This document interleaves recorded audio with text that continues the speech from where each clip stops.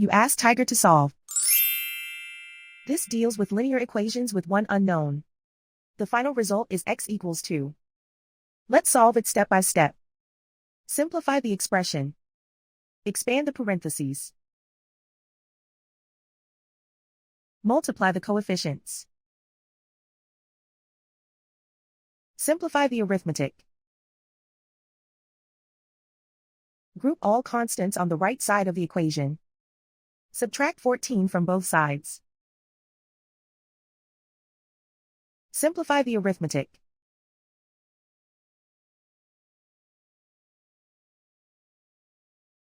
Isolate the x.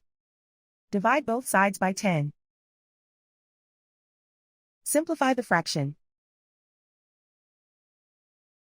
Find the greatest common factor of the numerator and denominator. Factor out and cancel the greatest common factor. And so the final result is x equals 2.